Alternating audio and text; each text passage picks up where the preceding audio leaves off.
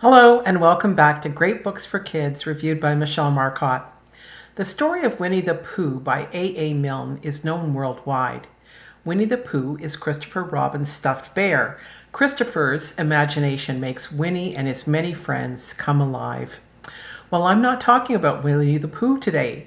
I'm talking about the real-life Winnie the Bear, a real Canadian bear who ends up living in London, England Zoo, where Christopher Robin meets him. Now here's the book. It's called Finding Winnie, The True Story of the World's Most Famous Bear by Lindsay Mattick and illustrated by Sophie Blackall.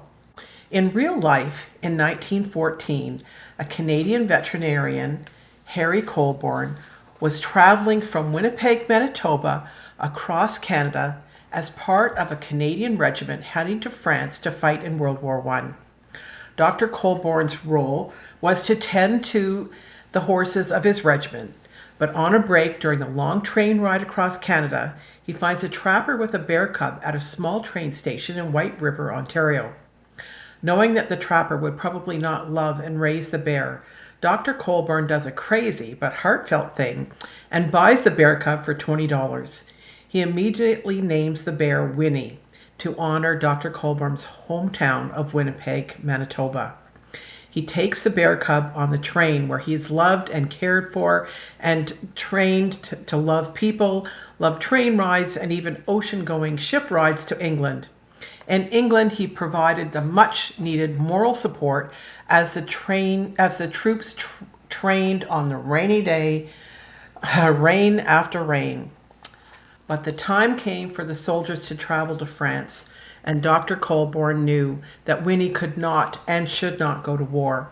So with much heartache, but knowing he was doing the right thing, he brings Winnie to the London Zoo, where they parted.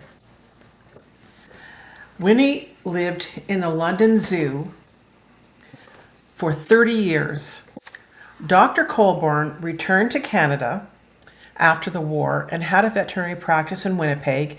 He married and had children. His granddaughter, Lindsay Mattick, wrote this book, and it was illustrated by Sophie Blackall. The illustrations are realistically drawn with dreamlike watercolors. You'll laugh at the many funny faces of the soldiers. Wait a minute, there they are. Of the soldiers. Each one seems to be a real depiction of men from that time period. It's a delightful, heartwarming slice of Canadian history, a story of duty and love that will serve all children well. While Winnie was in the London Zoo, he was loved and allowed to develop a close friendship with Christopher Robin, who for some odd reason was allowed into Winnie's pen to play with Winnie. I think Winnie must have been a very nice domesticated Canadian bear. Christopher Robin's father, A. Milne, wrote the Winnie the Pooh stories inspired by his son's friendship with Winnie, the real Canadian bear.